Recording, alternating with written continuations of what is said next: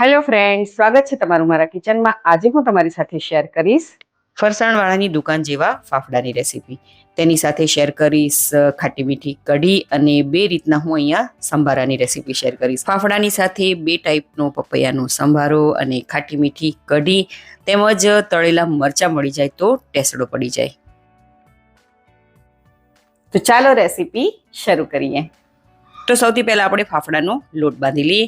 તેના માટે બાઉલમાં એક નાની ચમચી જેટલો પાપડ ખાર એડ કરીશું. તેની સાથે એક નાની ચમચી જેટલી હિંગ અને 4 મોટી ચમચી જેટલું આપણે પાણી એડ કરીશું. પાણી એડ કર્યા બાદ હિંગ અને પાપડ ખારને સારી રીતે મિક્સ કરી લેવાનું છે.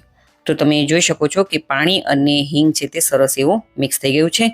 હવે આપણે આ જે મિશ્રણ છે તેને આપણે સાઈડ પર રાખી દઈએ. હવે લોટ બાંધવા માટે સૌથી પહેલાં એક મોટું વાસણ લઈશું અને તેની ઉપર આપણે એક ચારણી રાખીશું અને 2 કપ જેટલો ચણાનો લોટ લીધો છે તેને આપણે એડ કરતા જઈશું અને ચણાના લોટને સારી રીતે ચાળી લેવાનો છે. મેં અહીં ઘરે દળેલો ચણાનો લોટ લીધો છે. તમે અહીં બહારની પેકેટનો જે ચણાનો લોટ આવે છે તેનો ઉપયોગ પણ કરી શકો છો, પરંતુ તમારે એ વાતનું ખાસ ધ્યાન રાખવાનું કે ચણાના લોટને હંમેશા ચાળીને જ વાપરવાનું. ચણાના લોટને આવી રીતે ચાળીને ઉપયોગ કરવાનું કારણ એ છે કે તેમાં એક પણ જાતની ગોઠલીઓ ના રહે. હવે તેમાં સ્વાદ પ્રમાણે મીઠું, એક નાની ચમચી જેટલો અજમો લઈશું અને હાથની મદદથી આવી રીતે આપણે અજમાને સરસ એવો ક્રશ કરીને એડ કરવાનો છે. અજમો નાખવાથી ફાફડામાં ટેસ્ટ છે તે ખૂબ જ સરસ એવો આવે છે અને ડાયજેસ્ટ કરવામાં પણ તે ખૂબ જ ઉપયોગી થાય છે.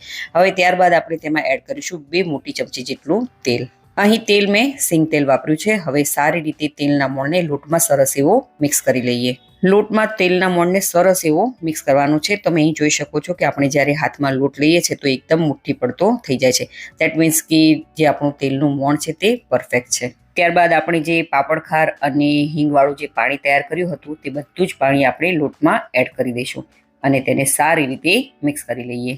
તો અહીં જુઓ, લોટમાં સરસ એવું પાણી મિક્સ થઈ ગયું છે, પરંતુ હજી પણ થોડા પાણીની અહીં જરૂર પડશે.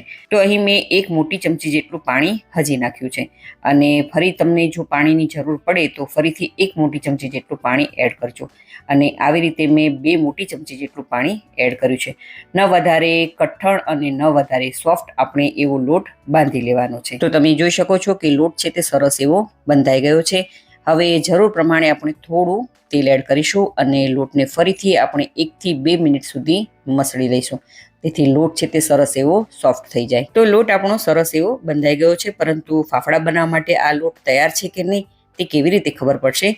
તો લોટમાંથી આપણે થોડો એવો લોટ લઈશું, એટલે કે એક લોહો લઈશું અને હાથમાં લઈશું અને આવી રીતે મસળીને લોટને ખેંચીશું તો લોટ છે તે તૂટતો જાય છે. દેટ મીન્સ કે આપણો લોટ છે તે બરાબર હજી ફાફડા બનાવવા માટે તૈયાર નથી.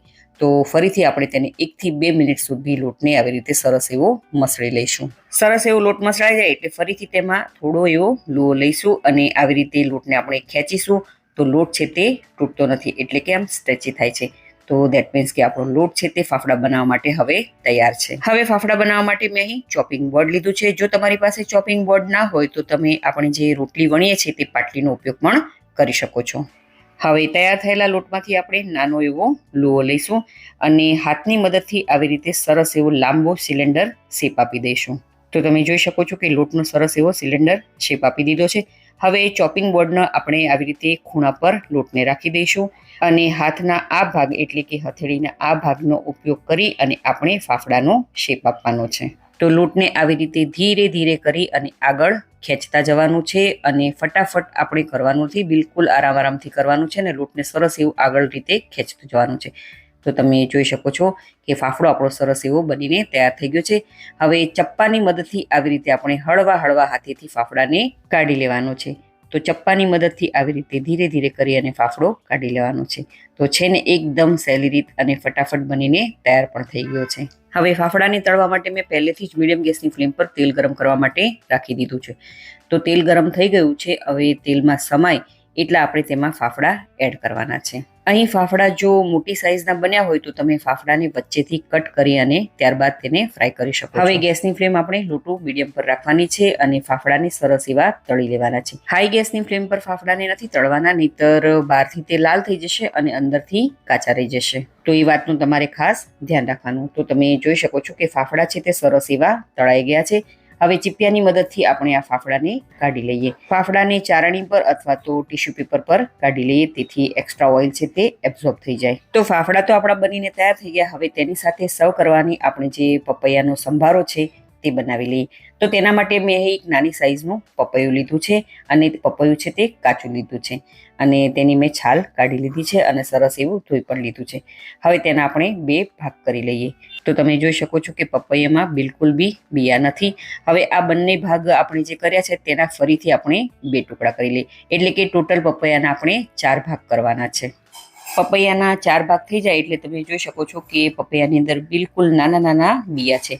તો તેને ચમચીની મદદથી આવી રીતે આ બિયાને આપણે દૂર કરી દઈએ. તો આવી જ રીતે આખા પપૈયામાંથી બીજના પાર્ટને આપણે કાઢી લેવાનું છે. તો તમે જોઈ શકો છો કે બિયા મેં સરસ એવા પપૈયામાંથી કાઢી લીધા છે.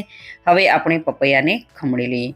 તો તેના માટે મેં અહીં ખમણવાનું આવી રીતનું મશીન લીધું છે અને આવી રીતના જે મોટા હોલ હોય તેનાથી જ આપણે ખમણવાનું છે. આવી રીતના જે નાના નાના હોલ છે તેનાથી આપણે પપૈયાને નથી ખમણવાનું. તો એ વાતનું તમારે ખાસ ધ્યાન રાખવાનું.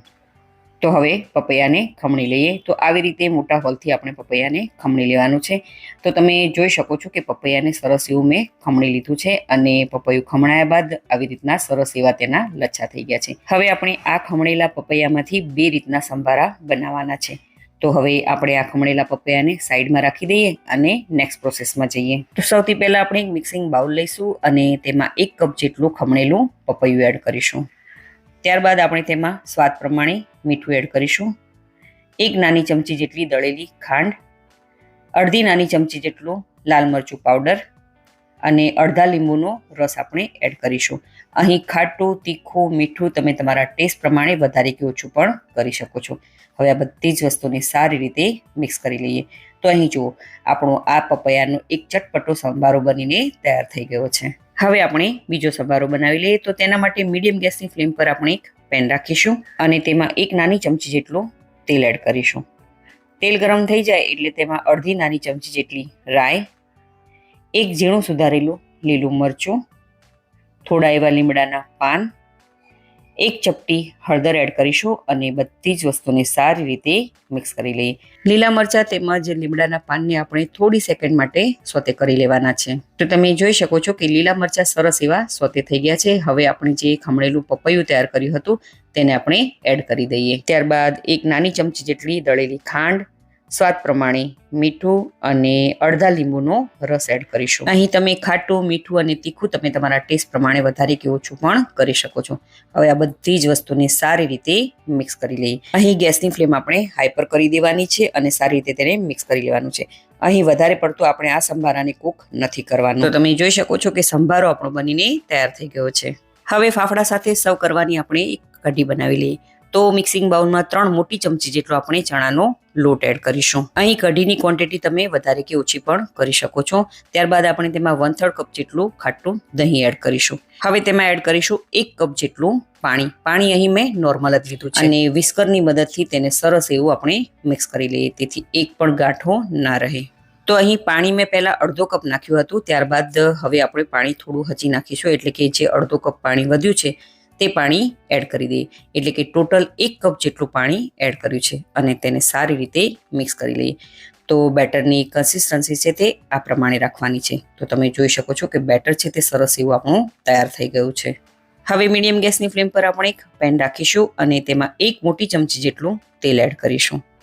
તેલ ગરમ થઈ જાય એટલે તેમાં અડધી નાની ચમચી જેટલી રાઈ ફૂટવા લાગે એટલે 1 ચપટી હિંગ, 1 ઝીણું સુધારેલું લીલું મરચું, અડધી નાની ચમચી જેટલા આખા ધાણા, થોડા એવા લીમડાના પાન એડ કરીશું અને બધી જ વસ્તુને સારી રીતે મિક્સ કરી લઈએ.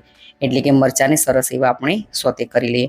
મરચાં સરસ એવા સોતે થઈ જાય એટલે આપણે જે બેટર બનાવીને તૈયાર કર્યું હતું તે બધું જ બેટર ધીરે ધીરે આપણે એડ કરીશું. અહીં ગેસની ફ્લેમ આપણે મીડિયમ પર રાખવાની છે અને બધી જ વસ્તુને સારી રીતે મિક્સ કરી લેવાની છે. તો તમે જોઈ શકો છો કે બેટરને આપણે વઘારમાં એડ કર્યું તો તે એકદમ ભેગું થવા લાગ્યું. હવે આપણે તેમાં 1 કપ જેટલું પાણી એડ કરીશું. અહીં પાણી થોડું મેં હુંફાળું લીધું છે. હવે આ બધી જ વસ્તુને સારી રીતે ધીમે ધીમે મિક્સ કરતા જઈશું, કન્ટિન્યુ હલાવતા જઈશું. હવે આપણે તેમાં એડ કરીશું 1 ચપટી જેટલી હળદર, સ્વાદ પ્રમાણે મીઠું અને 1 નાની ચમચી જેટલી ખાંડ એડ કરીશું અને બધી જ વસ્તુને સારી રીતે મિક્સ કરી લઈશું. કઢીને આપણે 2 થી 3 મિનિટ સુધી જ કૂક કરવાની છે. તો એક ઉભરો આવી જાય ત્યાં સુધી આપણે કઢીને કૂક કરવાની છે. તો તમે જોઈ શકો છો કે કઢી આપણી બનીને તૈયાર થઈ ગઈ છે. હવે આપણે ગેસને બંધ કરી દઈએ અને ગરમા ગરમ કઢી સાથે ફાફડાને આપણે સર્વ કરી લઈએ. તો રેડી છે આપણા ફાફડાની સાથે સર્વ કરવાવાળી ખાટી મીઠી કઢી અને તેની સાથે 2 રીતના આપણા કાચા પપૈયાના સંભારા અને સાથે તળેલા મરચાં. તો ગરમ ગરમ ફાફડા પણ આપણા રેડી છે. તો આ તહેવારમાં તમે આ ફાફડાની રેસીપી જરૂરથી ટ્રાય કરજો, બધાને ખૂબ જ ભાવશે. નવી રેસીપી શીખવા માટે મારી ચેનલને સબસ્ક્રાઈબ કરજો અને બાજુમાં આપેલા બેલ આઇકોનને જરૂરથી પ્રેસ કરજો, એટલે નવી રેસીપીના નોટિફિકેશન સૌથી પહેલાં તમને મળે.